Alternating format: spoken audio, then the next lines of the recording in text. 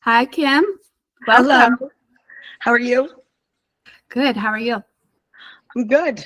It's warm again. We had a nice little cool down and it got hot. Oh, yeah. It's 1:15 here today, so Oh, I don't think it's staying even that indoors. hot here. God bless you. It's not the best. So today we are talking about probably sex. I Yeah, think that's more going to like come it. into it. Yeah. So you want to It's tell us, inevitable with me usually. yeah, give us some background on you and what your current offering is and Well, I much like a couple of the other members of Fit for Service, I have a plan for a property that's going to be somewhat of a healing space, a retreat space, but will also be my home. And there's a number of nonprofit organizations tied up that I'm trying to pivot towards. But for the last probably better part of 15 years, but definitely 12, I've been a full service sex worker in as my primary source of employment. And prior to that, I was in real estate. But I've been happily working in the adult industry for the last 12 years. And yeah, that's just trying to figure out how all of the things I've learned from this environment are going to be best put forth into the world, the greater community of the world, so that it's put to good use, you know? yeah. So you have a unique position though as a sex worker. Like you're not walking down the street with a No, pimp. no. I've I've been I've been on OnlyFans doing some content and stuff for the last maybe 4 years, but most of my career has been in service, private one-on-one encounters as a full service high-end escort, and had these the unique opportunity to have undivided attention and the ear of some generally affluent, um, successful men that are in the envelope of secrecy and feel comfortable to be vulnerable, which I don't think we see very often out of men. So, like a peek behind the curtain, I suppose. Yeah.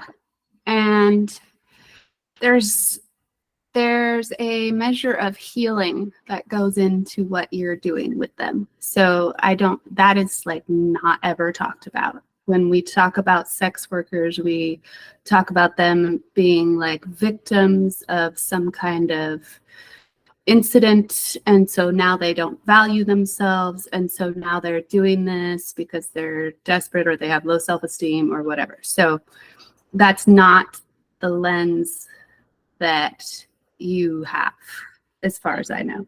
No, honestly, I would argue that my self-worth and confidence were only strengthened and boosted by putting a value to my time and energy that I was giving to someone. I think that the sexual liberation that is occurring with like the younger generations, it's amazing. It's awesome that women are taking their power back and like being in control of their sexuality.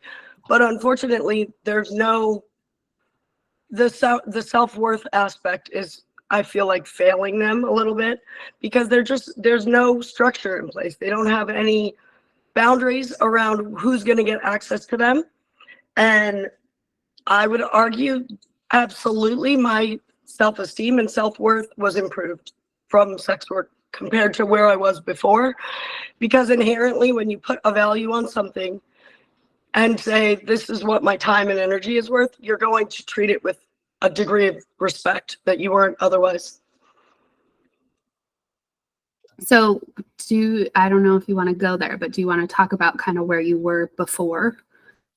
I mean, I'm comfortable talking about anything. Okay. We've created this beautiful container where it feels, feels good. I have an amazing family. I didn't have any trauma in my childhood. I have as close to a Leave It to Beaver upbringing as I can imagine. some of the stories I've heard from women as I've been in these containers of like trust and vulnerability and safe, protected spaces have just broken my heart, because I never had to suffer through any of that. I didn't come to sex work because I was a broken individual. I did have some sexual trauma at the hands of a boyfriend. My first ever experience with sex was not voluntary. My first probably 30 or so times was not voluntary. It was all the same boyfriend. And he had just mind fucked me enough to where I even though I lived at home with my family and could have just opened my mouth and said something, I was broken down emotionally to the point where I was tolerating it. And the hardest thing for me in my healing was forgiving myself for number 2 through 30-ish, all of the subsequent times after the first time, because if I had just opened my mouth and said something, it would have never happened twice. I have 4 brothers and a father who were loving and protective, and it wouldn't have ever happened to me twice. But that was because he broke me down and had damaged my self-esteem and my self-worth and made me believe things that were not true, that somehow he had made me unworthy of somebody else's affection or attention because of what he had done to me. And there was nothing at all wrong with me. So, and I'm highly intelligent. I should have known this, but I was vulnerable. I was young and my emotions were involved. So I spent a good portion of my early 20s, my teens and early 20s, really just aggressively trying to fully embody my sexuality again and have it be my decision and feel in power of that. So I was a bit of a tart, I would say, but thankfully I was scared into a position of extreme safety by him. When that all happened, I had to go get tested for 2 years because he wasn't obviously using protection, and so that caused me to have really hyper responsible safe sex practices, which could have gone a different direction if I hadn't had that experience. But yeah, I came to sex work after a successful career in real estate just because I'm a very sexual creature. I have accepted that about myself, and I think a lot of us we're not honest with ourselves about how important intimacy and sexuality and sex and physical connection with our partner is on the scale of where we're going to put the traits that we're looking for in a mate. And I tore the box down that society tried to build around me years ago. And there's no way somebody's going to build it back around me on my watch. But I see so many people that are in the wrong relationships, my friends, family members, that they just weren't honest with themselves about how important sex was to them. Maybe they didn't even know at the time. A lot of the time they didn't even realize that it was going to be as important as it was to them. And then they find themselves in a relationship where their sex drive, their desire is completely unmatched from their partner. And they haven't put any structure in place for how to have a difficult conversation with their partner, because we've broken communication between men and women. And so they're just in this situation where they think they're doing their children some favor by staying together, and nobody's happy. They may not be fighting, but they're not loving. And that's where your kids learn about love, is their direct environment. So I feel like we're ruining the human experiment around sexuality. We really are. We're not doing very good by it. We've taught men everything they need, that they know about sex, they've learned from porn. And porn is sex for a camera angle. It's not sex for pleasure. And it's not intimate by any means. There's a camera crew in the room. And, a lot of editing has gone into making that video look like it's two people actually enjoying an intimate act, but it's really not intimate at all. And the people that we're looking to be our sexperts, per se, are not really that well versed in sex a lot of the time. So yeah, there's a lot of reading from a textbook, some theory, and then trying to teach it, but not having a lot of experience. I want to highlight something you said at the beginning, which was kind of describing your experience with that boyfriend. And that is probably the vast majority of what we're seeing in sex trafficking, which is a man comes in, could be a woman, and butters you up and then tears you down emotionally so that you are now, because a lot of times it's in a child's own neighborhood and they're going to a neighbor's and that neighbor is actually pimping them out. And because they have been broken down so much emotionally, they aren't talking about it to their family, and it's happening right under their family's nose. And I agree, and I think it's horrendous how many innocent how many lives, when there's still innocence involved, just get ruined. And that you don't have sexual trauma that doesn't carry forward and affect you for the rest of your life. It just doesn't happen. Nobody's just okay after that. And it's happening right underneath everybody's noses because we've created an environment where it's inappropriate to talk about sex. Exactly. I think if more people in their household, in their family, were not treating sex like like the redheaded stepchild, if they were having appropriate conversations surrounding sex at home, it would be a lot harder to victimize someone, because it's a lot easier to tell somebody that this is our secret if the topic itself is taboo and secret. If the topic doesn't seem taboo or secret and children feel comfortable to talk about it with their family and ask questions, it's a lot harder to get one over on someone. I was fortunate. I had a really awesome household. Like, we could ask literally anything. I don't think a lot of women learn anything about their bodies when they're young. I don't know where my mom got this brilliant idea, but when I was starting to get to the point where she thought I might be growing hair and getting a period and stuff, she took me in the bathroom, because I took baths that night, and she grabbed me and took me in the bathroom and handed me a handheld mirror, stuck it on the floor and said, "Squat."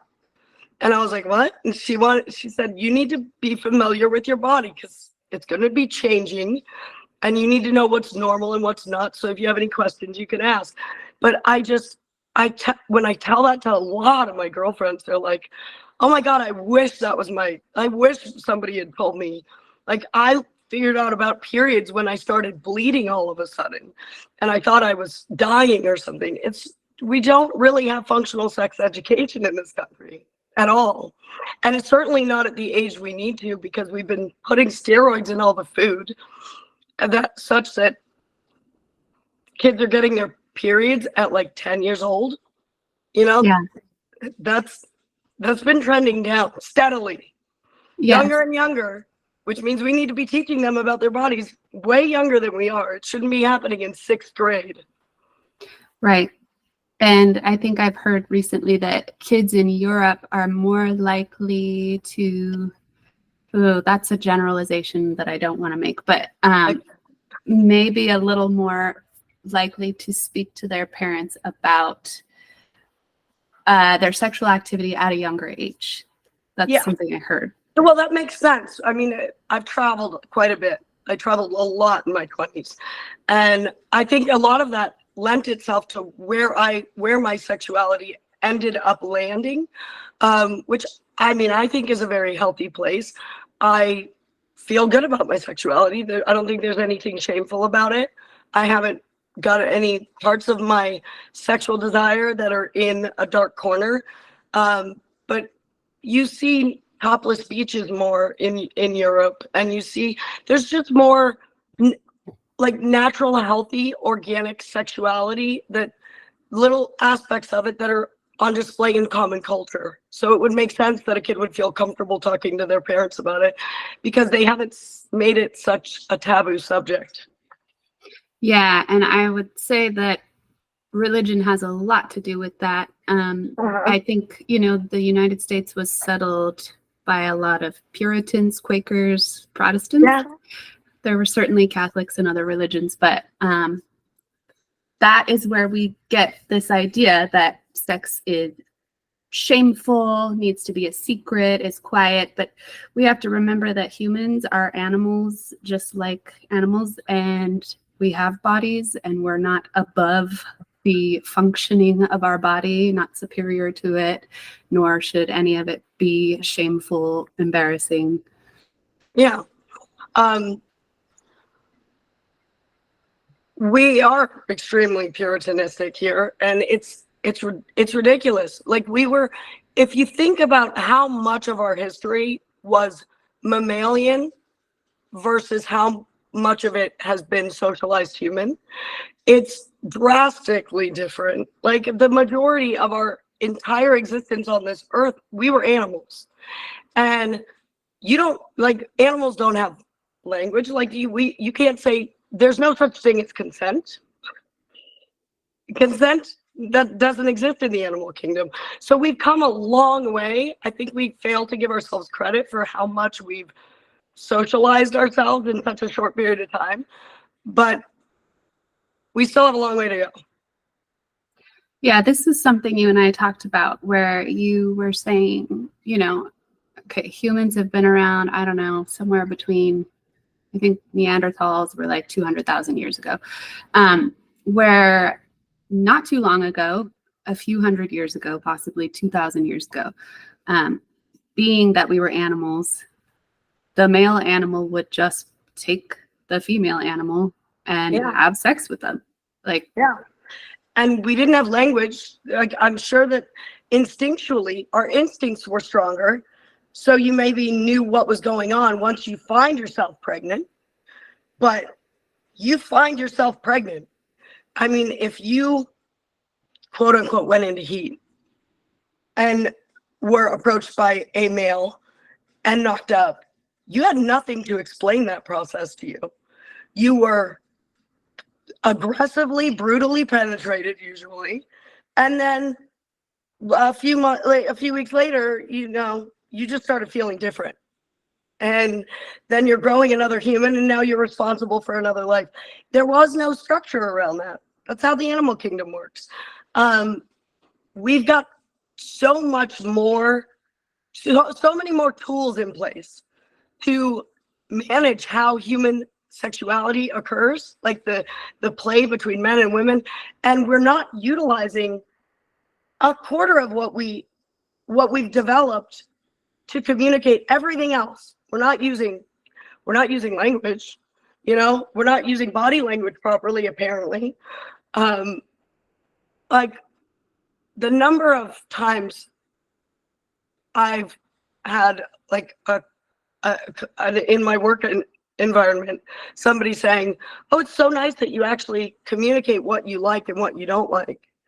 And I'm like, I don't understand where women just were not saying, "Hey, I don't like that very much. That doesn't feel good." We've made it so shameful to talk about sex. Women haven't even embraced their own bodies. Women haven't discovered most women don't even know how to get themselves off.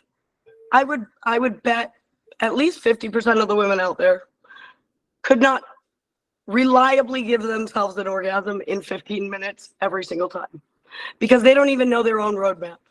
They haven't explored their own bodies, let alone like be able to teach somebody else how to do something to them. I think we need to stop shaming women's sexuality, for sure, because all of the men out there that are shaming women's sexuality, it's really counterproductive. I don't know why they're cock blocking themselves so much. I really don't. That's true. Like, get out of your own way. Yeah. Like, if you make us feel shameful about the thing that you want to do with us, it's not going to bode well. That seems obvious, but it doesn't seem to be. I know. Yeah. So this whole religious thing has a lot to do with why women aren't taught about their bodies and why we're not allowed to talk about it. And there are passages in the Bible that talked about a woman either having an affair or a daughter sleeping with a man, and then her father stoned her to death. So that's not going to be productive for anybody. That's just ridiculous. And you and I also discussed how you have noticed that girls that are raised without religion also do not have the proper boundaries around valuing their Well, body and partners. Yeah. Essentially, I really think the concept of religion, it was a good idea. Like we were barbarians at that time when we really did need some rules in place to like govern, because we were so much closer to animal then than we are now. So it made sense why they might have codified some set of rules or moral code. But the problem is it became such an unhealthy institution, all of them really, that there's now no structure in place. There's nothing that we don't have any courtship rituals. Women, young girls don't have any boundaries around their time, their energy, not even just their sex, but their time and their energy and their affection and their attention. It doesn't take much for them to give away the most valuable resource they have, their time, and focused attention on something. There used to be a process by which a man wooed you. You know, there was dating. You'd have to kind of convince the girl to let you touch her. It's now just like, yeah, it's wonderful that these young girls are embracing their sexuality, but there's no structure or standards in place for what's going to be acceptable. Like, what is your minimum requirement for entry? Like, there's a height restriction to get on a roller coaster. There should be some kind of standards in place for what you're going to give your time and energy to. And I think that just nobody's talking about the failure in that regard. And that was something that religion, unfortunately, it took things too far, but it did give you this reason to be mindful of who you give access to your body. It was dysfunctionally surrounding you being chaste and virtuous for a man, which I don't think is right. I think you should take time to like really understand yourself and what makes you happy, what gives you pleasure. But these are physical exchanges that involve a significant amount of your emotions and a ridiculous hormone dump. It's addictive. Sexual arousal is as addictive as any altered state because it's the same hormones that are dumping into your body and being stimulated and triggered. So it should be treated as mindfully as you would treat taking engaging in an altered state for the first time or drinking alcohol. Like they're young. Their emotions are gonna get involved. They're not taking into consideration the potential fallout, like babies or diseases. I think because we have medications to treat the really bad STDs now, it's almost like it's not even a conversation. I'm never surprised when I say, wait a minute, when was the last time you've been tested? And the length of the pregnant pause tells me everything I need to know.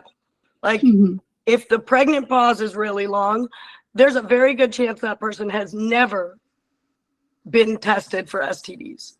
And they've probably had partners, multiple.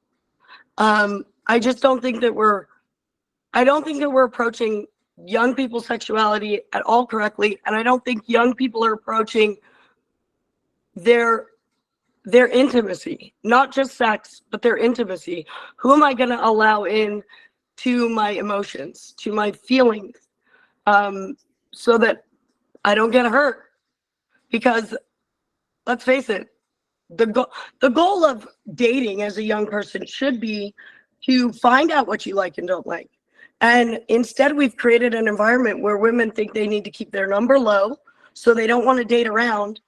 So you're gonna, like, that's just asking to end up in a manipulative, bad situation. If you haven't dated a few different people, if you're worried more about your image and not being viewed as a slut or made to think that you're easy, if that's more important to you because of society's pressure, then really sussing out who's a good mate for you.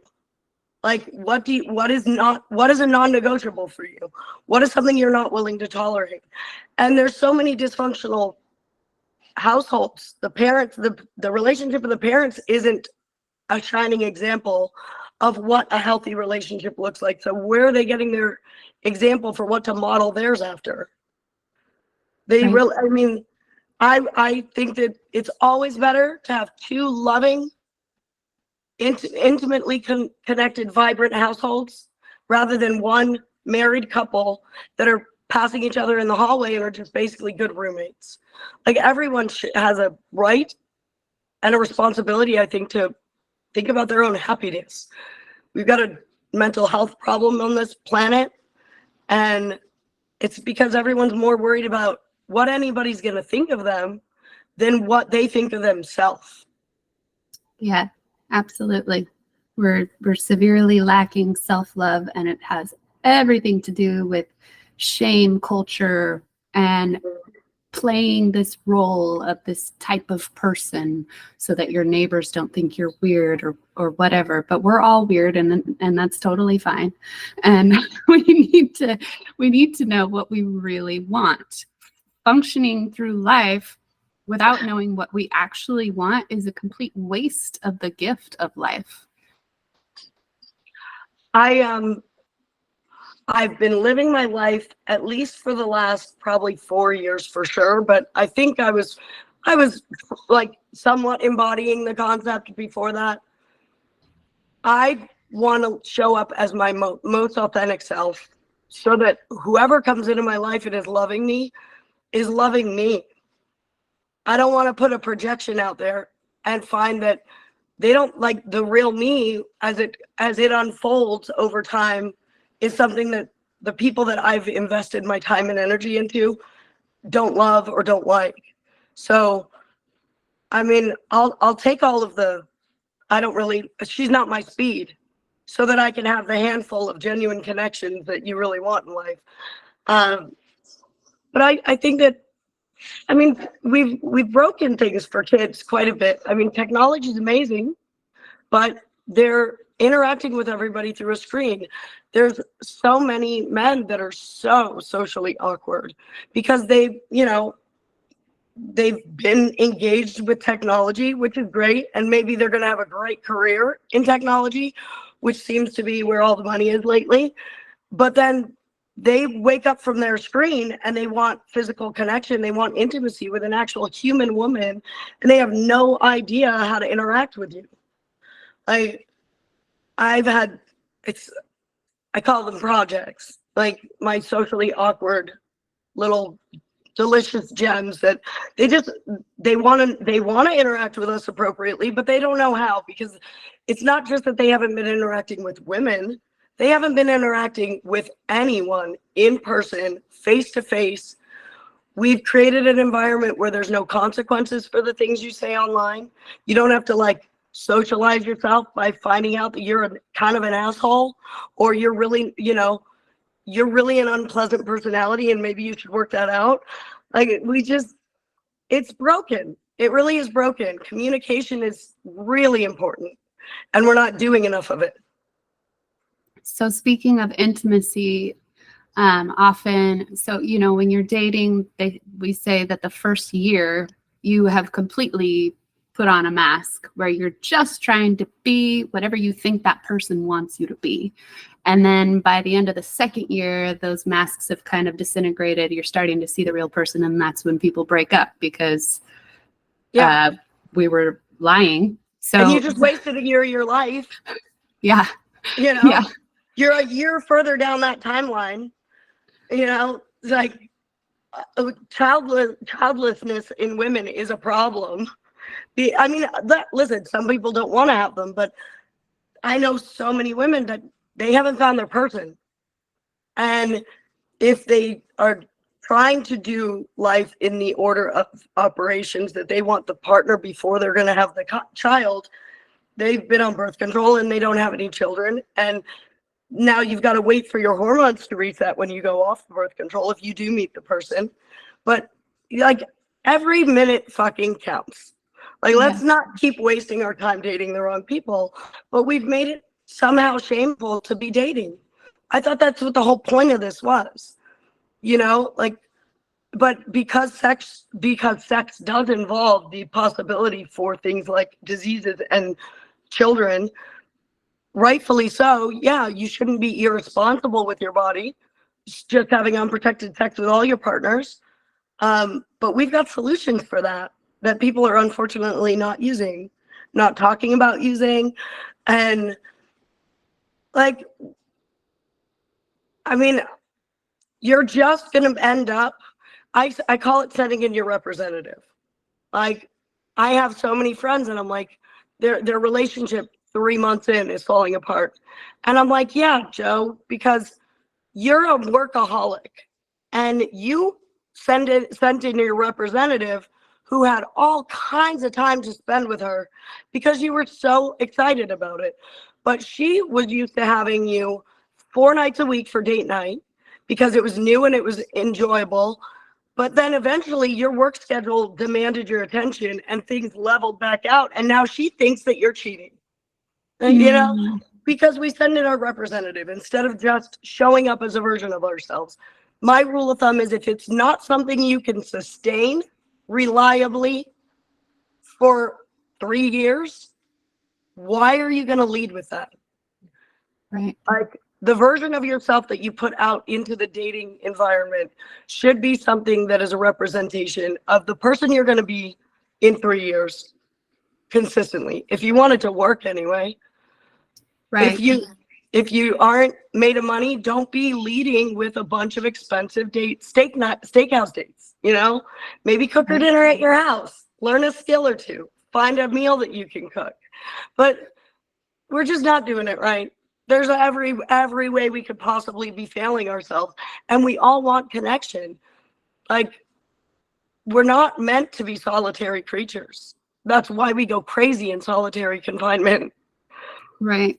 And We a need, device is not a connection, and it's not intimacy. And I think one of the major problems that we have is that we use the words being intimate to describe sex. But sex can be the least intimate thing that ever happens. And so oftentimes it is. we need to rediscuss what the word intimate means. So intimacy involves authenticity. It involves dedicated, active listening, vulnerability. One of the practices we use is circling and eye gazing. Like, that is so incredibly difficult and uncomfortable, and there need not be all that discomfort with it. Why is it so hard to look somebody in the eye? Because we're not being our authentic selves for most of the time. Yeah. Another thing is, we used to have huge households, like, because you needed a bunch of kids to work the land that you were, trying to grow stuff on. More and more family units are getting smaller. And a lot of the socialization that happens with your siblings when you're a kid. A lot of the interaction you're going to get and how your personality develops happens in a household with your siblings. So if you only have one sibling or you're an only child, you're already behind the 8 ball there. And more and more we're disappointed with the education system. So people are being homeschooled, so they're not being socialized outside of any household family unit that they have. So we're missing that in-person connection. I have 5 siblings. Like, I can't imagine not hugging someone when I see them that I haven't seen in a while. And it's so uncomfortable for some people just to receive a hug. It's like you're breaking their physical space. I've never encountered. So it's actually been really eye-opening for me, because there's a good amount of the people that are in these containers that I've been trying to do some personal growth in that are younger than me, a lot younger than me. And I'm baffled by how challenging it is for them to be in close physical proximity to other humans. Like, when I hear people talking about what was a challenge for them, what was a big breakthrough for them on these events, a lot of the time it involves that physical closeness, and not even touch necessarily, but being close physically to someone. And for me, that wasn't my reality. Like, I had a very physically affectionate family as well, but not inappropriately so. But I mean, like, I I hug and kiss all of my siblings every single time I see them. I can't imagine doing anything less. And I'm like, when I'm listening to other people's stories, I'm like, oh wow, there's a real problem. Like, we've really messed up socialization for the generations, I think, below, like where you and I are. It just seems to be progressively, it's gotten less contact, less in-person communication, less touch generally at all. And I don't know why. I can't explain why. I don't know if there just weren't people around, but Well, I think it has to do with what you mentioned before about the families getting smaller. I think it also has to do with people around our age, our generation, and our siblings having experienced abuse, trauma, so much shame and judgment in the social environments that they grew up in, within their siblings, within their churches, within their families. And so as parents, becoming very hyper vigilant about protecting our kids from not having any experience like that, which, in order for that to not happen at all, you have to be in relationships with other really healthy humans, and there are Aren't a not lot that of them. many. You know, I have this phrase I use a lot in a lot of different circumstances. As humans, we have a tendency to overcorrect. We we see like we see that we've done something wrong, and we're like, oh shit, like we don't really want to be this horrible person. We didn't really see this blind spot that we had. So the pendulum swings too far the other direction. We overcorrect, and we're constantly waiting for it to settle in the middle somewhere. And I think we need to stop, like, try to be aware of the overcorrection, because, you know, it's like it goes from slavery to affirmative action. Like, if we just go, yes, okay, accepting that we've done something wrong, great. But it's just like when you spin out in a car. If you overcorrect, you're going to cause a bigger problem than if you just carefully steer into it. You know, we have to acknowledge where our shortcomings are, forgive ourselves for them, and find a way to move forward that's more healthy. And we have a problem with the forgiving ourselves part, a big problem. Yes. Yeah. Yes, we do. Something I plan to have another podcast with Amanda Huey about, it's because we were both raised in very fundamentalist religions, is self-flagellation. When you are raised in an environment where punishment and command and control are the default, once that caretaker has been removed from the situation, you become your own punisher. You become the prisoner and the prison guard. So you start whipping yourself with your own inner critic, and all these voices that happen in our head, like, you shouldn't be doing that. That's irresponsible. Like, you really messed up. It doesn't result in self-forgiveness, and it doesn't allow us to have forgiveness for anybody else. And a lot of the behaviors that we were punished for or learned to stop doing were simply about not triggering our parents.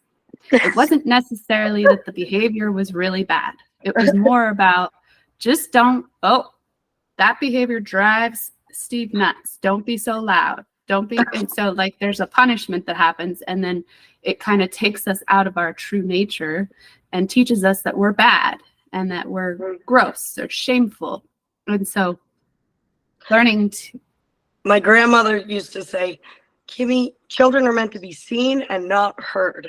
And it was like, she would shush me. To this day, if somebody shushes me, it's like, enrages me.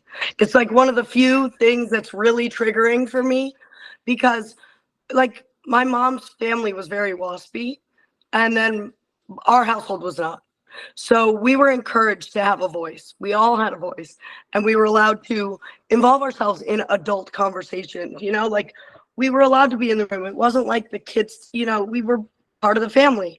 So for her to be treating me that way was very bizarre to me, and I was the youngest, so I didn't really understand. I now know she was also a terrible drunk. I thought she was drinking water in her little, and my cousin told me, no, she was 3 scotch and waters in by the time any food was ever served. And I was like, oh, huh. I didn't know. But I mean, I was raised Catholic, so I went to church every Sunday with my father. Thankfully, my mother was not religious. She was spiritual. She wasn't religious. So I had a balance, but I see in others, and I can see where even in my household, it could have gone in the direction of, creating an unhealthy environment for me internally, emotionally. But I shamed myself for years. I really did. It was probably that happened with him when I was 14. I would say a good 10 years of my, life, I was very much slut shaming myself.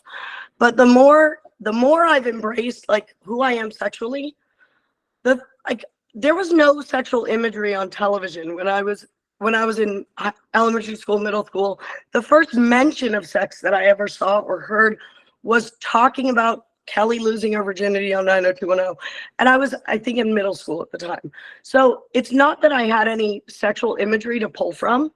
So I know wholeheartedly, because of the things that I was engaging in when I was a child with my Barbies and my friends when we would play, I for sure was going to be this sexual creature no matter what. It was inherently in me.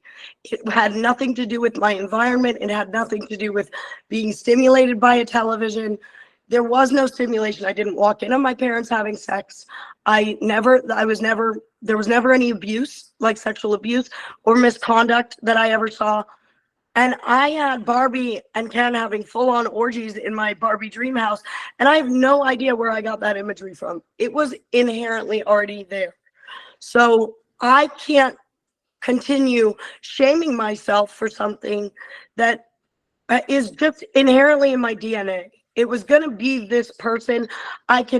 Somebody can try to tell me that it was from the rape that I suffered at the hands of the boyfriend, or it was from this too relaxed of a household. There's no one's going to be able to convince me that when I was a kid, what I was wanting to play out in my mind just from my own imagination with no outside influence is bad or unhealthy.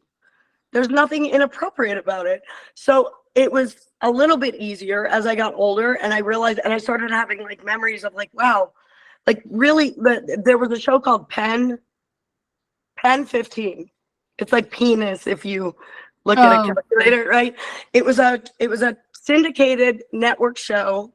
I saw it on Hulu, but I heard somebody talking about it in like a TED Talk, I think. And it's about like kids coming of age. They're in middle school. They're getting, their hormones are coming online.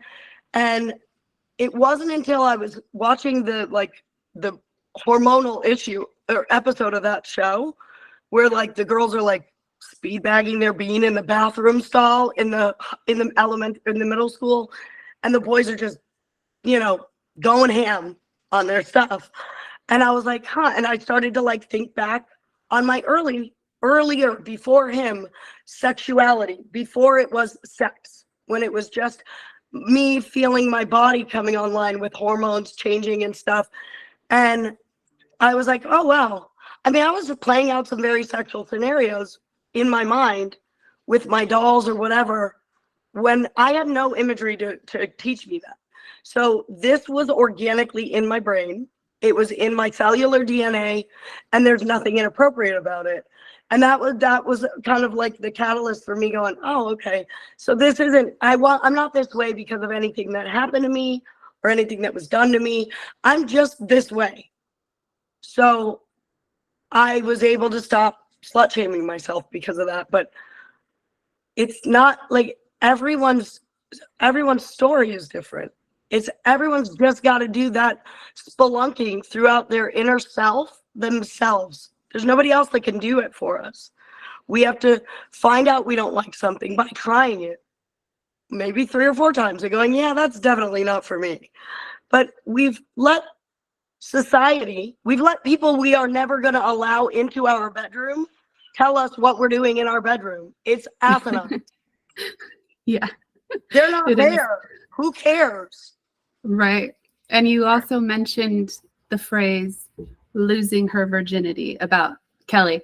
And so the funny thing is to highlight that when a girl has sex for the first time, she actually hasn't lost anything. But that term would be to imply that all of her, or a lot of her value, lies in her being a virgin. And where that would have come from was when our parents were purchasing husbands for us that were old men when we were 12 years old, and we had to be virgins so that they would want this little girl, basically, and she would bear children for them.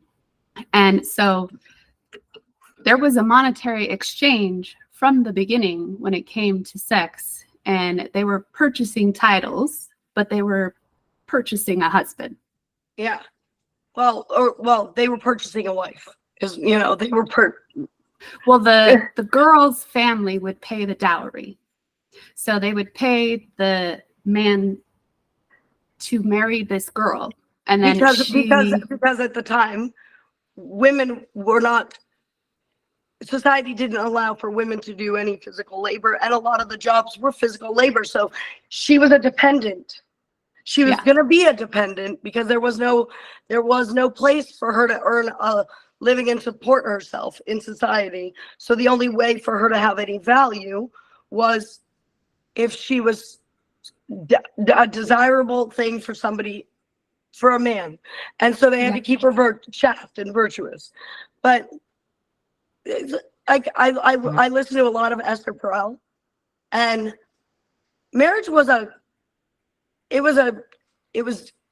concept we came up with to figure out who's responsible for these fucking people. Who's got to feed these kids if somebody dies? Because we died often, early.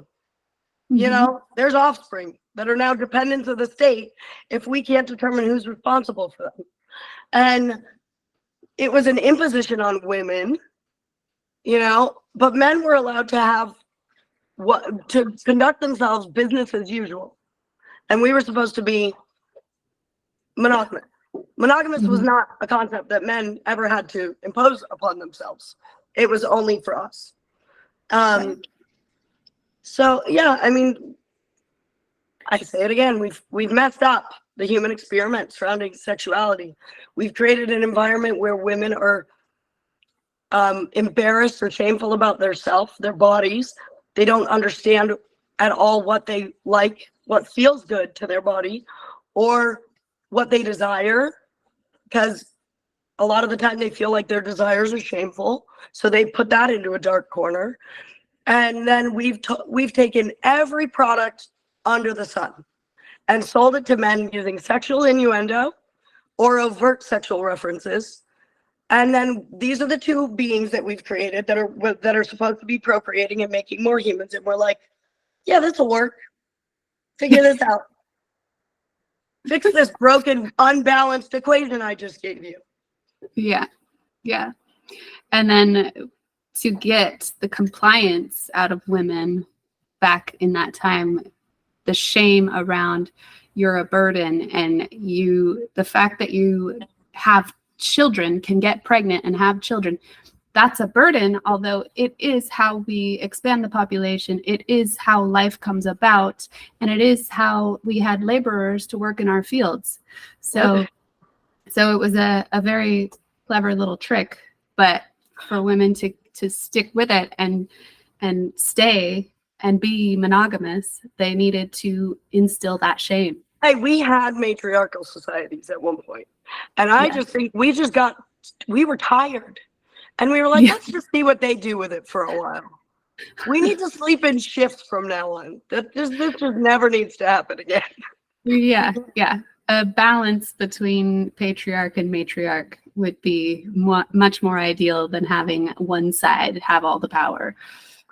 You know, and the thing is, I think that there's a lot of conversation surrounding all of the wrongs that men have imposed on us, but we were there for the rearing and raising of them.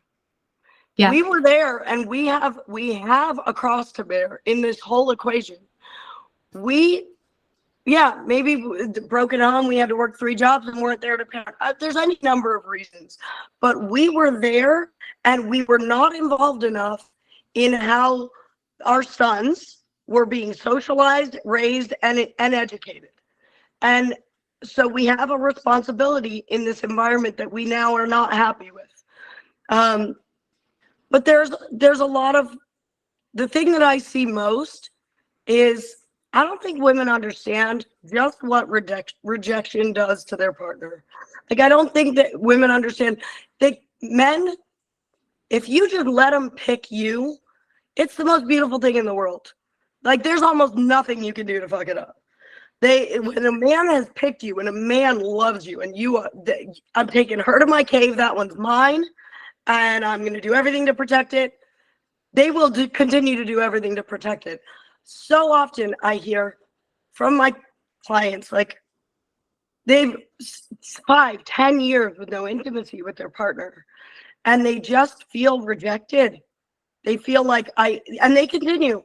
I mean, do you think that we would continue to stay in that relationship if they just, for 5 years, stopped going to work and earning a paycheck?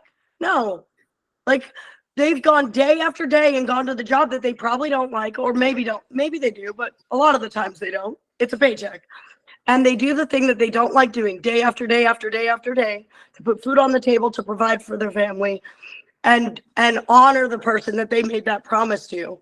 And then day after day after day after day, they get rejected. I'm not in the mood. I don't want to. I mean, women, we need to be realistic about things. Like, you can't expect your partner to remain faithful if you're not willing. Like, we gotta stop thinking of sex as an optional activity. Like, it is a basic human need to have physical contact, close physical contact with other humans. Babies that are not held skin to skin fail to thrive. Why do we accept it's a basic human need for infants, but then we think it's not something we need when we grow up? We think it's okay to neglect our partner of such a really, like, basic, crucial element of humanity. You know, it allows us to connect. And a lot of men just don't have the skills to access their intimacy and vulnerability, as long as that screaming load of testosterone is in the way. And I think if more women understood that the partner that they want to see out of their partner, the vulnerability, the softness, the connection that they're looking for out of their partner, is on the other side of probably a 5-minute blowjob that they don't want to give them. And it's sad, because we take longer to warm up. Our engine takes a while to rev up. You gotta, like, it's wintertime. You gotta crank the engine and let the car heat up. You don't just go drive it. Men, they're ready to go, like, it's go. So our bodies are not designed harmoniously to facilitate sexual intimacy. But if we were aware of how our evolutionary biology is different from our social biology, and how the gap that's in between those, we would think about things differently. You know, yeah, you might not be in the mood now, but by the time, and maybe he's not gonna last as long as you would like him to receive your pleasure, but you just don't let him sleep after round 1. Just keep things going, and then the next one's yours. You know, like, I think that we're talking about so many elements of our intimacy, like just the communication, the conversation. When one of the partners in a relationship is trying to avoid sex, the thing that I don't think anyone's aware of, or they're not talking about enough, is all the other aspects of their intimacy that are breaking down because of their avoidance of that one thing, that one activity they don't want to do, because they don't want to instigate something and then have to reject them. They don't even hold hands or kiss, or, like, They don't want to create an environment where they have to be saying no. So they just don't engage at all intimately. And so as a result of that, there's no contact. There's no hugs. There's no kissing. There's no hand holding. There's all of these things. It's like domino effects, all because one person's like, I'm not in the mood for sex. It's fine to not be in the mood for sex, but you've got to be aware of how drastically you're affecting your relationship and your partner's sense of self-worth and position and how they feel in the relationship and where they stand with you. Like, there's so much that fails when we're just avoiding that one thing. And if we would just stop avoiding the one thing, because I mean, listen, you can fumble through it enough times. You're going to get there sometimes. Sometimes it's going to feel really awesome.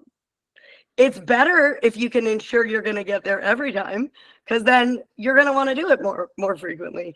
Like I think if women knew guaranteed that they were guaranteed an orgasm from a sexual encounter with their partner, their mate, whether that's a marriage or just a boyfriend, girlfriend, if they knew that their orgasm was as guaranteed as men's usually is, they'd probably participate more often. But they don't know how to get themselves there. So Right. if they can't get themselves there, good luck. Like, good luck talking somebody else through it. I really think I kind of want to do like a body body discovery course for women. Like, here's all the plethora of toys that you could play with to enhance your. There's so many. Women really showed up during the pandemic in sex tech. We came to play, and there's so many cool new things on the market that didn't exist before. And yeah, like, women need to just stop being so shy and just explore a little. Yeah.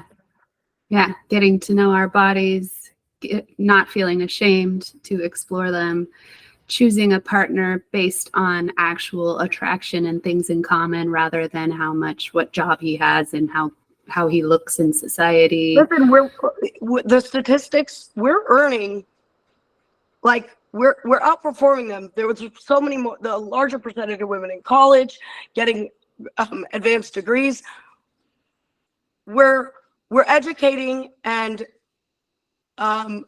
financially and securing ourselves out of our dating environment, because as you get closer to the top of that pyramid of, higher education and better employment opportunities, your mate selection, because we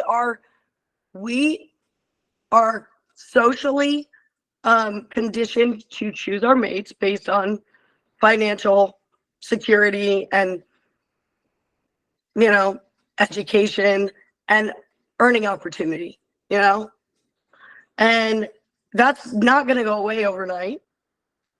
And when you get to the top of the pyramid, there's less options. So we're all competing for less men now, because we've educated ourselves to the degree that we don't want the other mates. So we got to figure something out. I heard somebody, I think it was Jordan Peterson conversation that I heard. They were suggesting holding boys back and letting them, or holding girls back and letting boys start school sooner, so that because we mature faster, so that they were further into their education and career path ultimately down the road than we were, so that it would balance out the discrepancies we're having now. I don't know what the solution is, but Well, I think it's also that women, I think I say this all the time, but as we become more of the earner, there's less and less that the partner brings to the table that we need, right? So we're already trained as young people to take care of households and nurture people. So we're ready to do that mother role.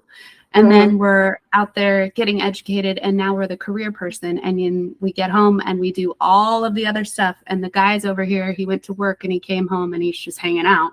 And so the woman's like, fuck no, I don't want to have sex. Look at all this shit that I'm doing. Like, they have to be taught to do this stuff because they've never learned it.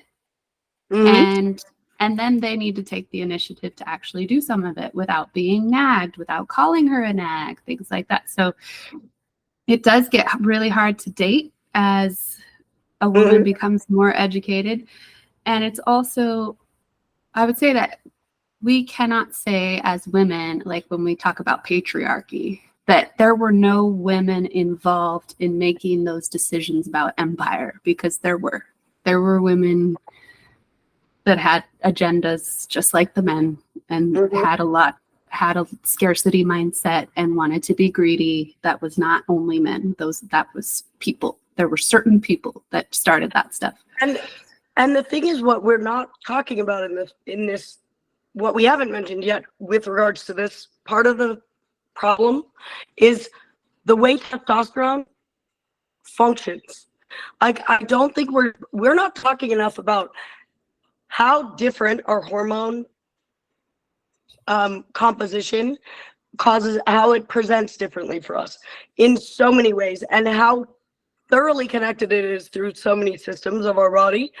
But testosterone thrives on competition. It thrives on a challenge. It thrives, like, what stimulates them to produce is the chase. Like, that's the way testosterone functions. It's when we've emasculated men, and it's a problem, because they don't. If you emasculate your partner that was once an earner, you'll find they're not gonna. Slowly, the motivation's gonna go, the desire to achieve. Like, competition is healthy for men. It really is. I don't think it's as healthy for women. You know, I think honestly we need to be more focused on community and friendship and collaboration. But men, what causes them to motivate, to get up and show up and sit at the table is testosterone. It's their dominant hormone, and it behaves very differently than estrogen does, or any other hormone. I trained for a figure competition, like a few of them, and I had to supplement with a little bit of testosterone because I sit at the low end of the healthy range. And my trainer was like, it'll help you be more metabolic if we just bump it up to the higher end of this range. Everything will just be better. It'll be easier. So yeah, I was on the tiniest little amount. It was like 0.25 every like 10 days or something. Nothing in the grand scheme of things, but it was significant for my body, and just the difference that made. If women understood the feeling of testosterone, it's such an urgent hormone. It's like you can't think of anything else but whatever testosterone wants you to think about at that minute. If you're hungry, you're not hungry. You're fucking hungry. Like, you got to add like an expletive before it to make the word make sense. You're so hungry. You're so horny. You're so sleepy. You're so angry. It's so aggressive and exaggerated of a feeling. That's what men are dealing with. And I think if we just understood more, I think we really should be talking more about hormones and how they affect humans in all aspects of life. Mental health issues, so deeply connected to your hormones. Hormone regulation is key. And we've made men think that, like, if they're not manly, if they need to go get their testosterone supplemented, their testosterone has been steadily declining since they were 16. It's just steady. So if we want them to feel vibrant and want to go and attack life, we maybe shouldn't be having them in a testosterone depleted state. I have a lot of friends and they're like, oh, I'm not going to take testosterone. I'm like, you really should go see a doctor. And you need to see an endocrinologist, because your headaches, your sleep problems, they're all connected to you being hormonally imbalanced and dysregulated. And women too. That's a lot of why our sex drives sometimes are lacking. Babies really kind of zap it, from what I understand. I haven't had one myself, but I understand the science enough. I have a friend. Yeah, I've got a friend he's got 2 twin infants, 8 months old, and he's dealing with his baby. Their mother has severe postpartum depression, and That's not good. But he's like, oh, I can't tell her hormones, or she needs to get her hormones checked. I'm like, why can't you?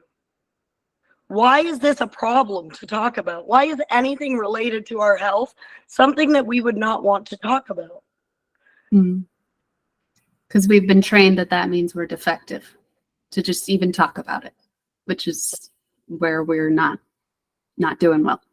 Yeah. Yeah. The shame is just one of the most ridiculous things that stops any thriving. Shame and guilt. Yeah. It's like a little terrible spiral. You need to get off the hamster wheel. Yes. We're over our hour. So I think, we can end here, and I'd love to have you on again because there's more to talk about, of course. Yeah. I've got all kinds of, I'm a wealth of like random knowledge from random sources. So. Yeah, I have some pretty random stuff too. Well, it's lovely seeing you. Yeah, you too. Yeah. Alrighty. I'll see you soon. The end of the month. Okay. Yep. Bye. Bye.